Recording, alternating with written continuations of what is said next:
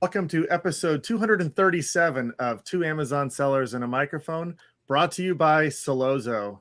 And today, this is going to be a lot of fun. We're going to kind of go down a different path. We talk about private label and everything around selling on Amazon, building brands, etc. But we're going to go into a different area. There's a lot of ways to make money on Amazon, and print on demand is one of the more fascinating, maybe one of the more scalable, maybe lower cost of entry than doing a private label brand. So we're going to be talking about there's two different ways you can do print on demand. There's KDP, which is for books, which are print on demand. And then there's Amazon merch, which is a lot of things, coffee mugs, t-shirts. We'll dive into all of it. But joining us to talk all about that is Ryan Hogue. How are you, Ryan? Hey, I'm good, guys. Thank you for having me, Dustin and Chris, man. It's nice to meet you guys officially here. And I'm excited to talk about merch, KDP, and just selling on Amazon in general.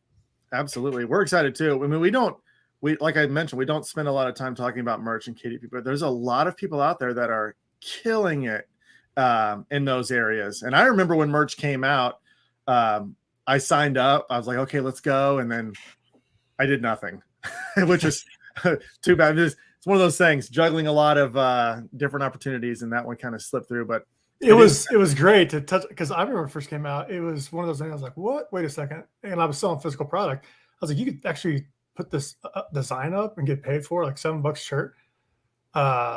A cease and desist letter later, and about 10K, my account was done. So that was the early days, though. That was like, hey, give me every design you can and throw it up. And I have yet to get that account back. So it was fun. We'll learn the right way. How about that? Right? Hopefully, we'll learn the right way to do it. But Ryan, before we jump into all that, why don't you take a few minutes and give us your background? How'd you get into this? When did you start? And just go through everything. Yeah, I know you do private label and KDP and merch. So take a few minutes and just give us your background. Yeah, for sure. Like, I got started in 2016. I really knew in 2016 working 9 to 5 as a web developer, like, good money, but I wasn't trying to trade my time for money for the rest of my life. I also taught web development, so I was busy. I was grinding. The money was good, but the amount of it's trade-off. Everything's a trade-off in life. So I had my eyes set on something more passive. I did my best to learn FBA. Like, to me, that's where my mind went initially, was just sell on Amazon, right? And I think most people think of the fulfilled by Amazon model. I ended up getting really lucky in the sense that, like, I knew I wasn't figuring it out on my own. Like, I was trying to find resources and figure out how to get started, but it's a lot of, that learning curve is massive up front. I ended up crossing paths with somebody who was an FBA coach, but I crossed paths with him in, like, real life. So I, like, met the person, talked to them, met up again, paid them $2,500 ultimately to, like, get me where I wanted to be with FBA. And right around the time that I launched my first FBA product, like early 2017, maybe, I probably ordered it in like January, had it live in March, was when I got into the Merch by Amazon program. That it's funny that we're all familiar with it, right? But if you could go back in time and just, either utilize your account or, Chris, like, just not fly too close to the sun, maybe, as I like to say. I got burned for sure. Yeah, like, because I had no clue what I was sitting on there. It ended up being a blessing, though, because with merch, you don't have to, like, go through the sourcing and crazy, price analysis and market analysis and all that stuff. You just, you have your products that you can sell. And I guess anybody not familiar with Merch by Amazon, by the way, it's like an Amazon run program, like an Amazon portal that you have to apply to. And if you're accepted, you don't need to pay anything. Like, there's no credit card required. You literally log in and you click create new product, and they say, okay, what kind of product you want to create? Here's like 14 options right now. It's grown from, back in the day when it was, I think, maybe 2 options, like just 2 types of t-shirts, to t-shirts, tank tops, hoodies, you name it. And you say, I want to upload to these products, and then you upload a design. And a lot of people, that's probably why maybe Dustin didn't see it through all the ways. You're like, well, crap, like, what am I going to upload as far as designs go, right? And what's funny is, and this is a lot of what I talk about on my YouTube channel, is you don't need to be a good designer. Like, I'm very publicly not a great designer, but there's ways around it. For pretty low monthly fees, you can join different programs, use professionally designed graphics, and then just add some text. Father's Day's coming up. Go grab like a graphic for like $1 on Etsy or, a subscription site, and you can get professional, like really nice designs. Just add some text, and if you're like, what do I add for text? Well, just go to Amazon and look at what's already selling and, study those. And anyways, long story short, Merch by Amazon was a great opportunity for me to learn the Amazon ecosystem with no downside. Like while I was waiting for my FBA products to actually arrive for my first product launch, or even when they did arrive, that's one listing, right? So I'm like literally using Merch by Amazon to practice creating new products in the Amazon catalog in parallel with me learning FBA, which is like I've got money on the line there, a couple $1,000. So I'm like kind of fearful, moving slow, trying to be cautious. With Merch by Amazon, it's like, okay, I'm moving quick because if this doesn't work, I'm just going to delete it. It costs me absolutely nothing. And what we're really creating in that case is like, we're creating a product listing in the Amazon catalog, but the product doesn't exist. If somebody buys that t-shirt that I uploaded for Father's Day or whatever, then what's going to happen is they will create the product after the order takes place. So they'll go grab a blank t-shirt, print the design on it, ship it out to the customer. They handle customer service. We do nothing. We sit back, we collect a royalty. So what's not to love there? You mentioned the Etsy thing because early days it was just it was a t-shirt and two options. I think American whatever it was, I forget the name. They've switched the shirt type, and they've switched the royalty, by the way. When you said $7, I was like, oh, those were the days. Now it's like you sell a shirt for $19.99, you make $5.23. Okay. Yeah, it used to be $7. Used to be nice. Whoa, yeah. That was nice. All right. So they've added more offerings, which which everybody knew they were gonna do. And like you mentioned, I was playing too close to the sun, which really sucks because I would love to be doing that. It was a good time. But you mentioned this Etsy little hack or tip. What do you do there? Oh, just like it's kind of overlooked, but man, Etsy's opened the doors to really sell almost anything there. So like you can go buy graphics, like digital downloads. There are shops that make a killing on Etsy just selling graphics that they make for like $2, So that's why I was trying to say, for us, I don't know, are any of us three good graphic designers? Probably not. Well, we're okay. We can go to Etsy, type in a keyword search, download a file for $1, $2, whatever it costs. And obviously there's other alternative websites too, because this is a need for many people, right? And people have realized that we can pay $20 a month in a subscription service or $2 to Etsy and monetize those images that we're buying. We get commercial rights, and we can use them on t-shirt designs. Dustin, you had mentioned mugs. They actually don't have mugs in merch. It may be I thought they did, but I guess not. Yeah. It may be a future thing, but so just a really quick note, like we were talking before we went live about, I talk about my like complimentary approach to selling on Amazon. Well, another added benefit of selling through FBA is that I can list fulfilled by merchant products that are print on demand products at the same time next to my FBA products, right? So I'm like monetizing that Seller Central account in other ways. And all the t-shirt designs, what's cool about them is I can then go list them on, depending on if it's optimized for like a light shirt or a dark shirt, I can list it on a white coffee mug or a black coffee mug. So I've been doing that for years. And what's cool too, I guess I won't jump the gun, but like later in my story, in my timeline, like, and a lot of this was just through having a YouTube channel, people reached out to me, is like, there's so much really cool development on the technology side for sellers. A lot of automation tools exist. So I've been able to like really kind of streamline and automate a lot of these processes, and then also allows me to scale, make more money, and, focus on doing a YouTube channel. So something I remember going through is like keeping up with the trends, like, making a shirt, there'd be Father's Day, and then you have 4th of July, and you had to like keep up with the trends, and there'd be some crazy thing in like trendy news, and you would want to make a quote about it and people would take it. How do you keep up with all that?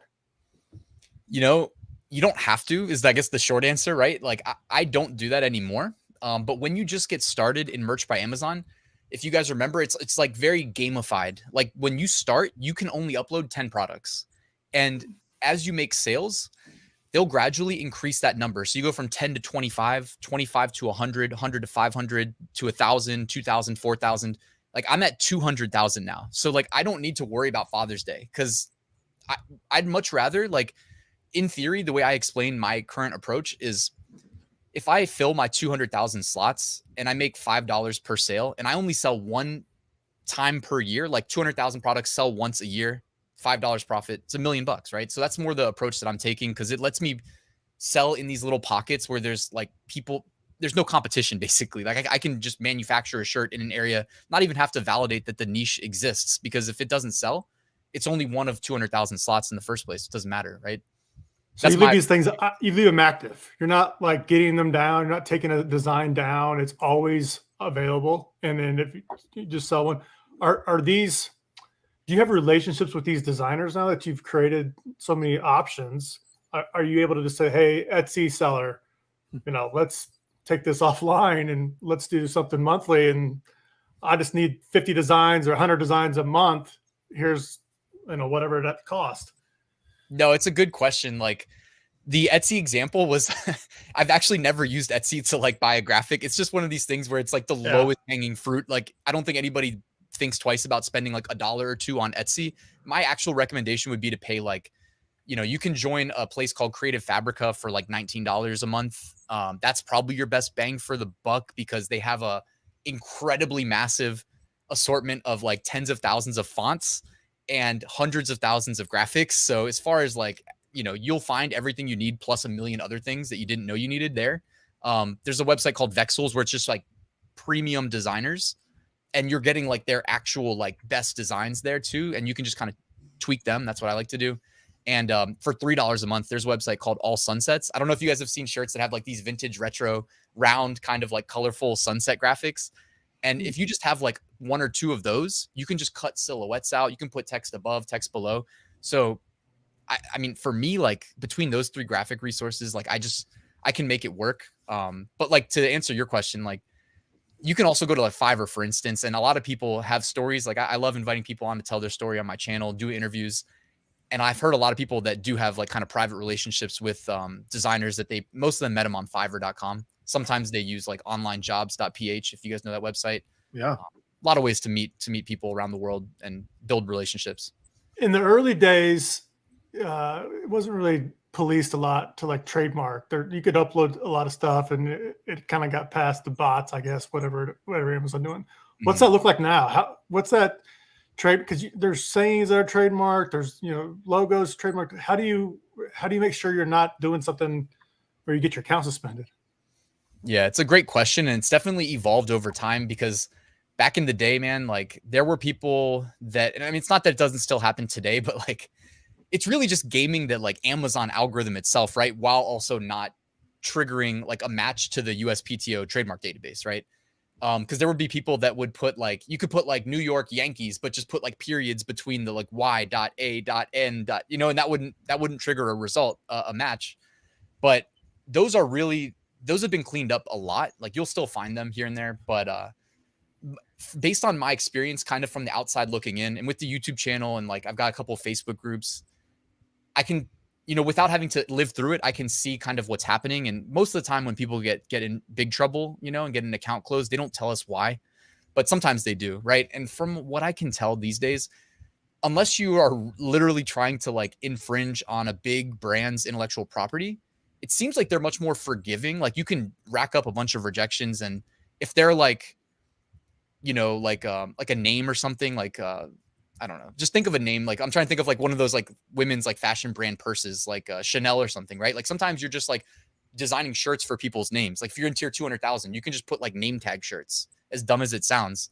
But if you upload Chanel, it used to work. Now it's like, nope, you can't upload the name Chanel, and that's not going to get me banned from the platform because they get it.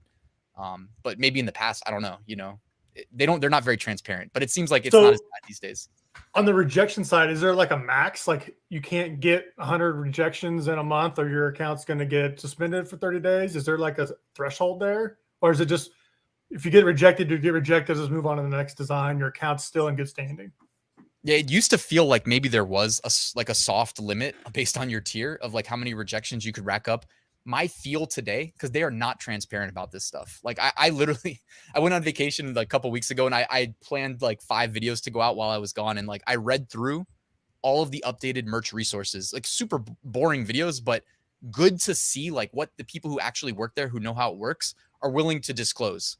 And they don't put it in like technical like terms of what it actually equates to in the code behind the scenes. But I did learn a little bit about it, and it does seem like they're a little bit more lenient today than they used to be. Like, it's a great question, because back in the day, it did feel like there was some hidden soft number that you had to avoid, even if they were completely innocent rejections. Today, it feels more like unless you do something really bad, you're probably okay.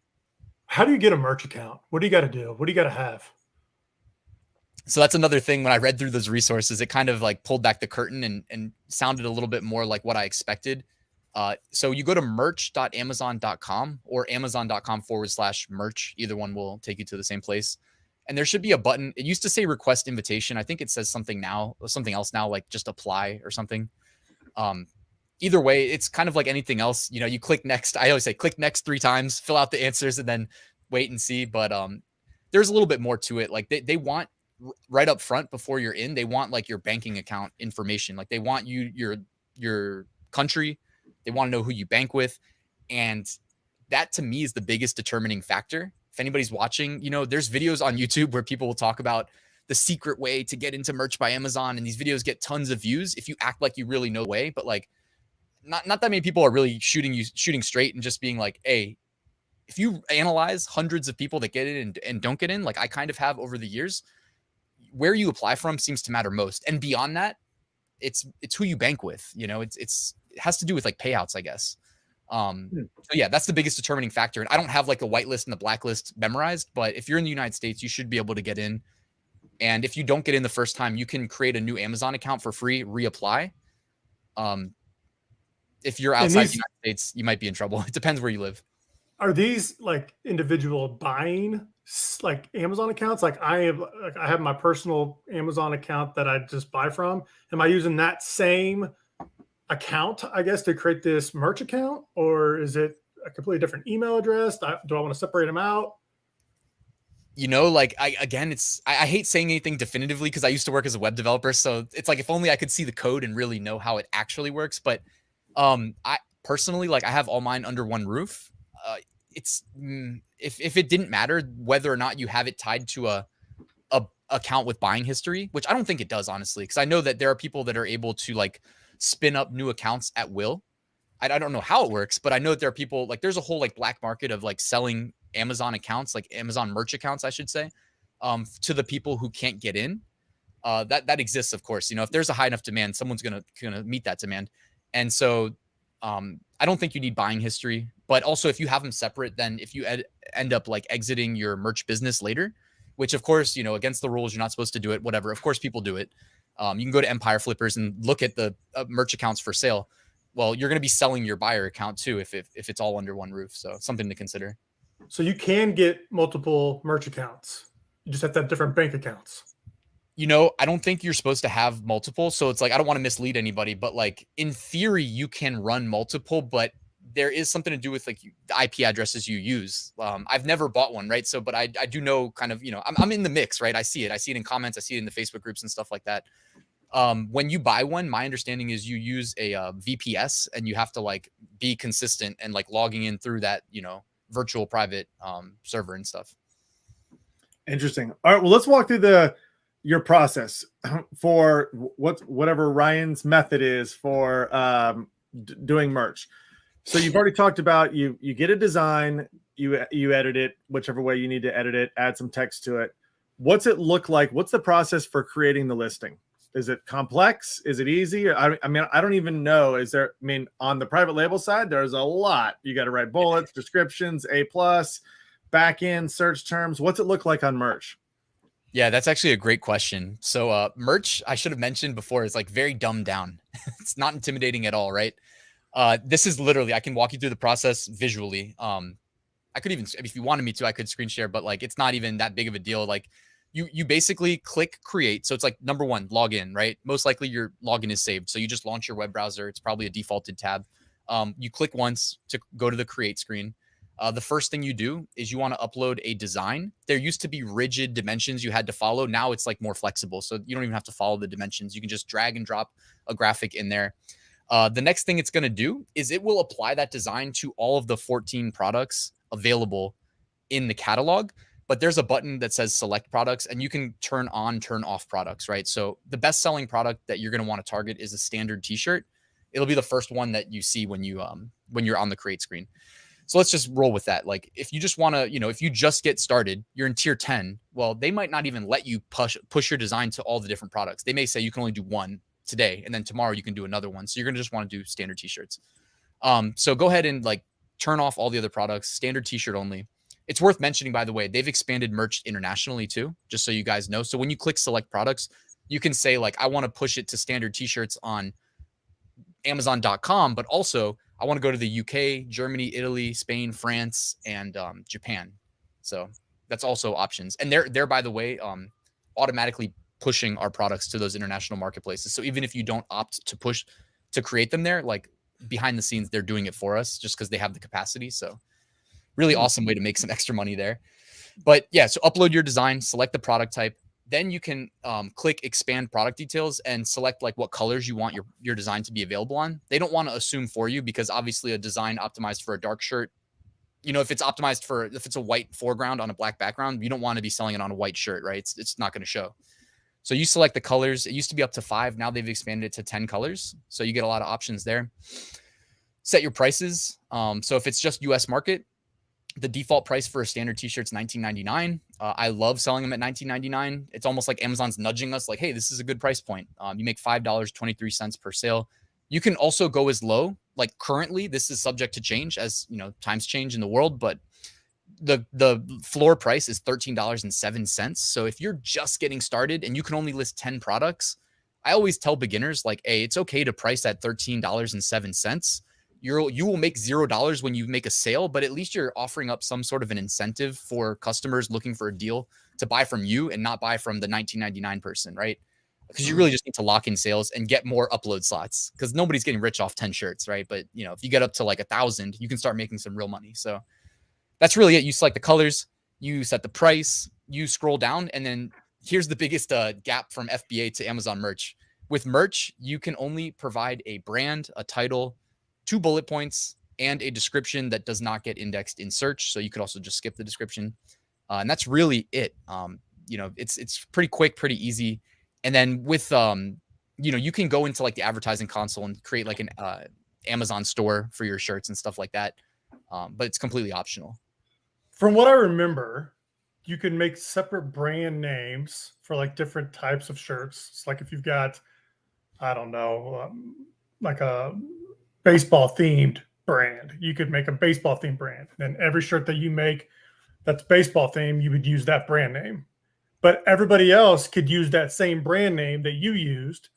And so you have potential there of like cross promoting other shirts that may not be your shirts. Is that right? Still? Yeah, that's still a thing. So other people can jump into your brand. So I've actually, you want to hear a quick funny stories? Like I went through the whole process of trademarking kind of like a universal brand for me, for both my merch and my FBM stuff. But I got too scared at the end to put it in brand registry just because I was like worried that it would cause some like cascade of like, it's just the volume of products I have for sale really on my Seller Central account and on my merch account, that if for some reason, like, how Amazon's system is, like if it flagged all these listings as like, oh no, now this is protected and they don't know that the association with me is why it's there, that I'd have all of these, things removed, maybe get banned, or even if everything was fine, that I have some manual process of having to claim each product. So yeah, what you said is absolutely true. Like if you have a #1 bestseller in a brand, I can go create a very similar design and get indexed in your brand by just copy pasting your brand name. And it's, something people do.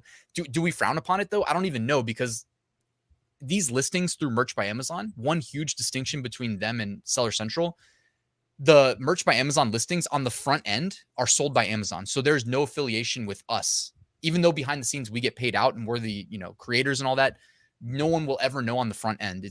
They all look the exact same to the customer. So what about with the like bullets? Clicking to your store or anything like that on merch? I guess they could click to your store, but it just shows that it's sold by Amazon. Makes sense.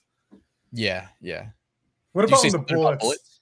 Yeah, because I remember like you could put like search terms in there and they would get indexed or something at the very beginning. People were stuffing. You would keep the generic bullets were already there. You could only do 2, and you would just throw in like search terms to help get the product shown.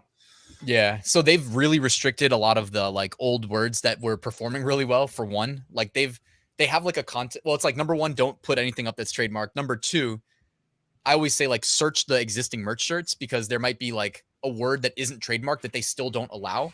And they even have like a content policy that used to kind of tell you what not to write. But they've rewritten the like official merch resources that their team writes. They've rewritten them like at least 3 times here because it's like they're never too specific, yet in the past they've been still too specific, like without telling us exactly what we can't write. They still will say too much, and they've rolled that back. Yeah, because people used to get away with keyword stuffing, a lot of things. Now they kind of, if you read the terms and services or whatever, it's called the resources section. They'll say like, basically don't do what people used to do. You still get indexed on the bullet, the words you put in the bullets, but the evolution of the merch program, like the longtime sellers, a lot of them are in tier 100,000, tier 200,000, so like the volume of products in the catalog is growing. So I think the like importance of including generic fringe keywords in bullets is like less important, and I usually just tell people like try to get like 1 or 2 good phrase matches in the title and like mimic the important phrase in probably the brand and even in the bullets once, or if like your shirt has text on it, like almost all of mine do. I think actually all of mine do. Just put the text in the bullet somewhere as well and just keep it simple. Do you do anything outside of Amazon? Like, do you do anything with like influencers or schools or like businesses and say, hey, I got a merch account, let me take care of you, I can do some charity work, I got shirts, fundraisers, anything like that?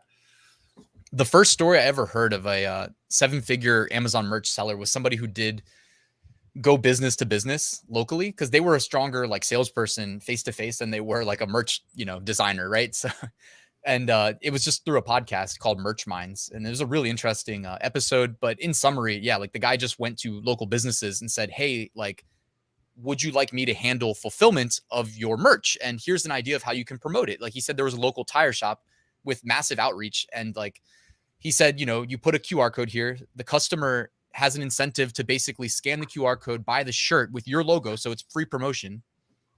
And when they do that, you offer them a discount.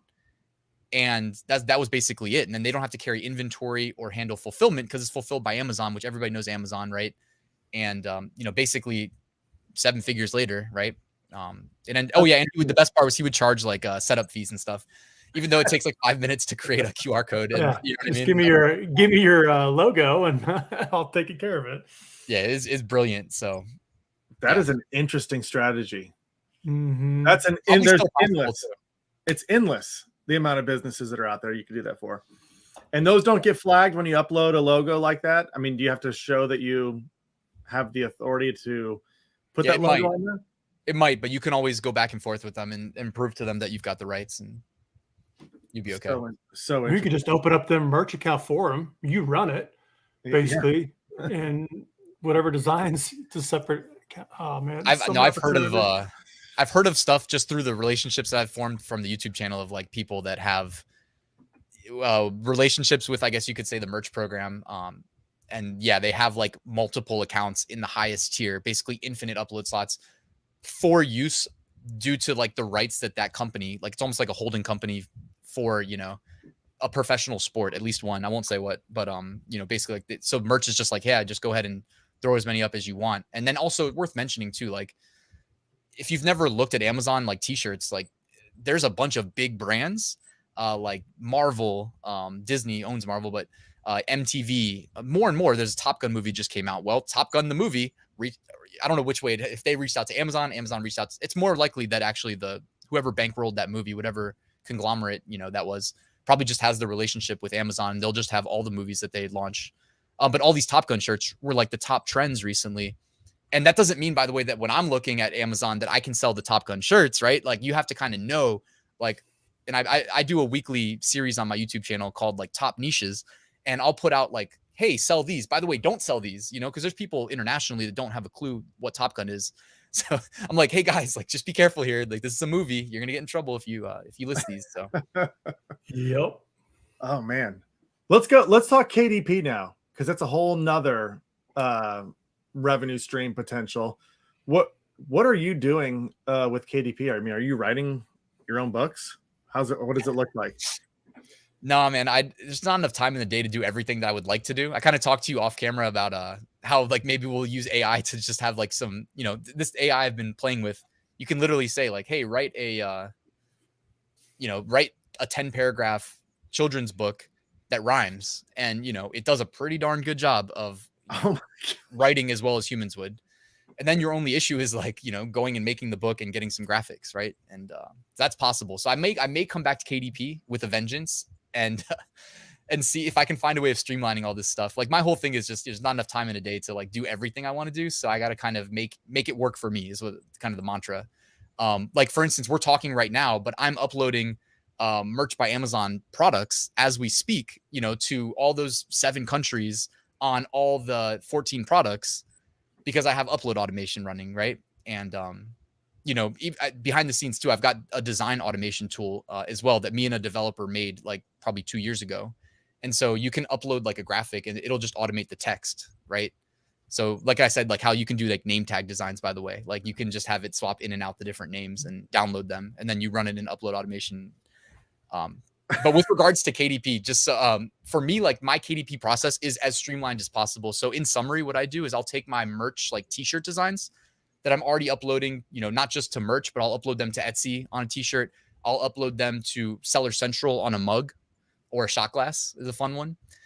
And then I can like convert them in bulk, 50 at a time, to KDP book covers, which is, this isn't making me rich by any stretch, but when I first started, it actually made me quite a bit of money. And it's, again, almost completely streamlined. Just drag, drop 50 at a time, click convert. And then I also just use like generic interiors. So I can have like a lined notebook interior. And again, using more upload automation, I can just, I used to just run it while I was sleeping. You know what I mean? I'd wake up and I've uploaded 500 KDP books. And my first 3 months on KDP, like things have fallen off since then, but my first 3 months on KDP, I made $3,500 profit just doing that process that I just explained to you. So you're making like journals and stuff, like blank books. Yeah. But there's ways to do more than that aren't too hard. It's just a question of how much time you have to dedicate to it, and of course, like you were mentioning with Celozo, like you want to run some ads as well. And that's the best way to really get going, This is creative. These are avenues that I haven't gone down. Just when you think that all the ways to all the different revenue streams, you learn a new one. I love that. I never thought about KDP because my wife is an author, illustrator. She's got books on Kate that she sells through KDP. Obviously, her process is a lot longer. She's actually writing. She's not automating this at all. She's writing and illustrating, and it is it's a 6-month process to write a good book and illustrate it. So it's a different process. But I never thought about, because I've followed her, uploading in the process and just uploading like note paper in there, so it fills it with lined pages. That's brilliant. It used to be more brilliant though, because nowadays it's a lot harder. It's not like the best kept secret anymore. I joined KDP in October of 2019, and I just kind of went through like a boot camp for 3 days straight of like, I had to miss like one of my good friends, like baby shower, but it was also kind of far away. So I was like, I'm just going to stay and do KDP like 3 days straight, nonstop KDP only. And just went from not knowing anything to like having a formal streamlined process that worked, and, had automation involved. So it didn't suck up too much of my time. And like, it was in Q4 obviously, but like I went from $0 to 3,500 profit in 3 months. Like and just doing it as simple as I just explained to you. Now you want to probably, we call it like kind of like low content books would be like journal paper, right? Diaries, simple stuff. But then you can do, or maybe you call that no content. Actually, low content would probably be the next step up of like, meal planners, workout journals, stuff like that, which by the way, you don't need to design any of those interiors. You can go get them on Etsy. I mentioned that website, Creative Fabrica, which if you want to join for $19, or you can join for $1 for the first month, just go to ryanhogue.com/Creative Fabrica. And they have like a deal that discounts it. But, you can find KDP interiors there too. So you get the pre-made interiors, you get your 100,000 graphics, 90,000 fonts. It's like everything you need. So they also, by the way, shout out to them because they gave away an iPad for my 100,000th YouTube subscriber celebration. So that's awesome. Why they get the plug. So you could take a workout a pre-made like workout guide or whatever, and then put one of your cool designs from your t-shirts that has to do with, some motivational workout saying. Right. Yeah. Boom. That's it. That's so simple, right? And it works. That's what's funny is like, it's not like some crazy theoretical thing. Like it actually works. And my favorite part is that you can like streamline all of these processes. Like I wouldn't recommend going in and being like, must learn automation from day one. Like I always tell people, like start slow, face the learning curve, grind through it. If you need a 3-day boot camp, like I did, do whatever it takes. Cause once you're over that, same with FBA, right? Like you get through it. And then what do? Then you just repeat the process a million times. Like when I got my first FBA product up, the next thing I did was launch like 2 more SKUs right away from the same supplier because it's just so easy. And then I was like, okay, new brand. And was thinking in terms of brands because it's so much easier. Again, if you find one good supplier, complementary products, upsell multiple products to the same customer. And then FBA, it's like, when you've launched that product, what do you really do after that? You can tinker, but you really just optimizing the ads. And I paid for some other software to basically do that too. Just put in my optimal ACoS and it literally would do the bid up, bid down for me. Yeah, so that's basically it. That's my story, because I used to work 2 jobs while I did all this stuff. And then fortunately in 2020, a month before COVID, really, like everybody else was kind of working from home. Probably could have held on to my job a little bit longer, but I just like quit my day job. And then my teaching job was nice, but like when I was doing it remotely and then they wanted me to go back to campus, I was too spoiled. So I bowed out after 7.5 years. So you're full-time merch, KDP. That's awesome. Merch, KDP, like Etsy, you know what I mean? Like all these places. It's just like, I just call it planting seeds, just get make it easy for people to give me money, right? Like just sell as many things as you can, play by the rules. These are obviously long-term business models. It's easy to, think we're going to make some quick money, but to me, it's not, you know what I mean? It's not really worth it if you are risking your business. And you do anything on Walmart? I haven't been able to get into Walmart. And I've even had people like put me in touch with people at Walmart, that we're supposed to be able to help. And yeah, for some reason, the application, I must have put something in that wasn't, you know what I mean? Like that they didn't want to hear. You'll figure it out. Are you guys on Walmart? For physical products, yeah. I don't know if they sell demand products. Do you have a third-party fulfillment center? That might have been my thing, was like I only had Amazon fulfilling. So I think that was probably why I got the initial rejection. And then even if I want to sell print on demand, not do FBA products, Interesting. Yeah, that might be the trigger. Because I didn't say I had a third-party fulfillment. I just said I did it myself. Like we fulfilled our own. Yeah. When we That's really smart. But do you fulfill your own, or do you just do like the fulfillment order from? Yeah. You fulfill it. Yeah. That's smart. Well, good for you. And you're an interesting guy. I'm looking at your YouTube channel. You got 100,000 subscribers. You put up content all the time. This is, again, we talk about this on the podcast. We don't really do a lot of homework before we have people on here.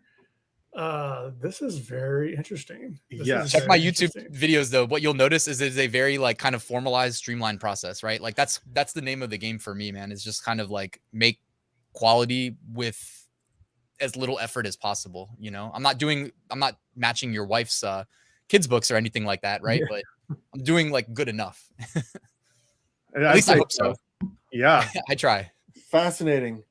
So what's next for you? Where do you see merch going in the future? What's up? What's on your horizon?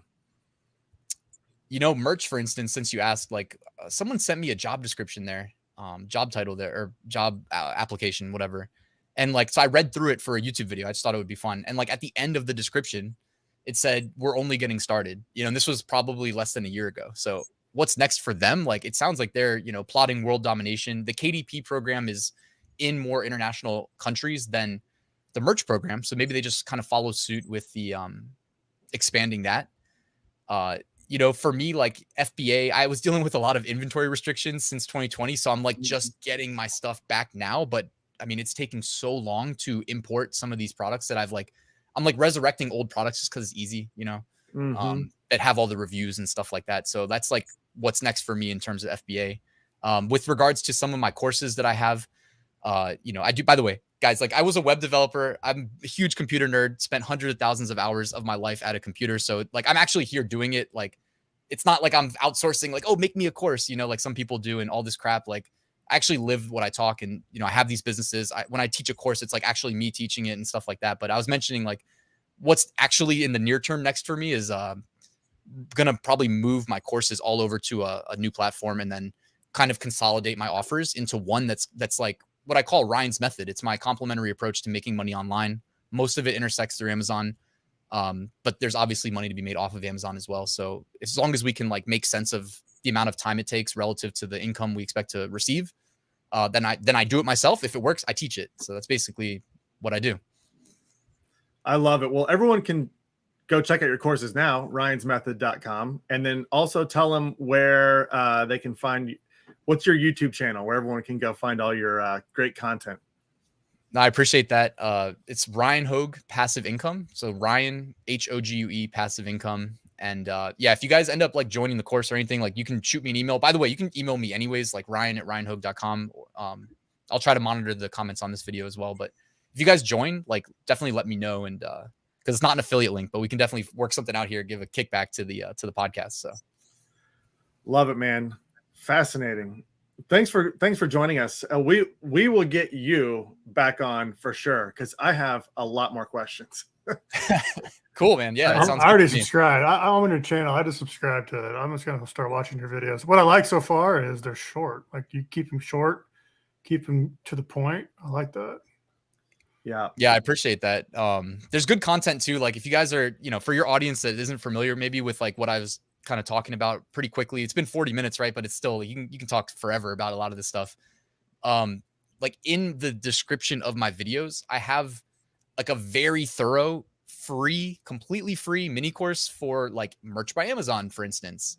And then also like very complimentary to merch by Amazon. If you check out some of my other videos, you'll find my mini course for getting started on Etsy, right? And it's a very similar thing, except like Etsy doesn't have a program that fulfills the orders for you.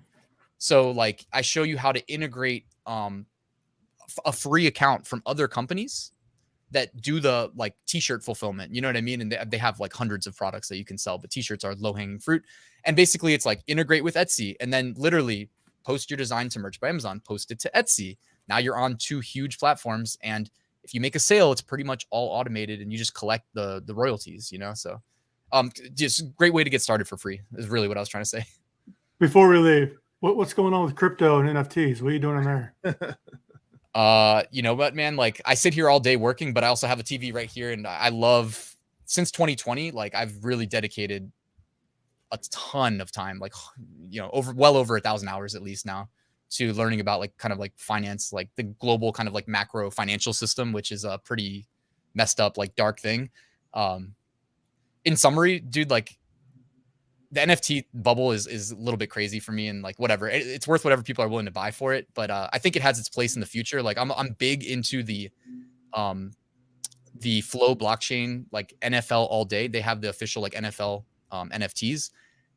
If you need to start somewhere, I would say start there because it's tied to the most popular sport in the country. And then if they ever integrate that with fantasy football, then all of a sudden you're going to be cooking with gas, and anything you own will be worth like 10x that day. And then also like, man, I just love Bitcoin. If you guys actually research crypto, like Bitcoin's the only crypto that matters. I went to Bitcoin conference this year. Like if you go deep into how, like what makes Bitcoin actually relevant as a proof of work blockchain, it's the only crypto you need to own. The rest are just speculating on a quick, like multiple so that you can buy Bitcoin, hopefully. Right. I love it. You're busy, man. I love it. You think the way that we think, just like, there's so many cool opportunities out there. Let's be friends. Yeah. Oh, we are now for sure. Careful what you wish for. Yeah, exactly. Exactly. But yeah, and thanks so much for joining us. This was an absolute blast. Thanks everybody for tuning in today. If you like content like this, make sure you subscribe to this podcast. We're on all the podcast platforms out there. You can also see all of our live streams on Solozo's social media platforms. So make sure you subscribe there as well and turn on notifications so that you get notified when we go live with really cool people like Ryan. So yeah, everyone go do that. And also, if you are currently selling on Amazon, whether it's merch, KDP, physical products, FBA, FBM, doesn't matter. And you're running ads and advertising is sort of a struggle for you, we'd like to help you at Solozo. we can help fully automate and optimize all your advertising campaigns on any of those platforms. So go to Celozo.com right now. You can schedule a demo and we will walk you through the power of the platform. All right, everybody, that's it for today. Thanks for tuning in. And thanks, Ryan, for joining. We will see you next time.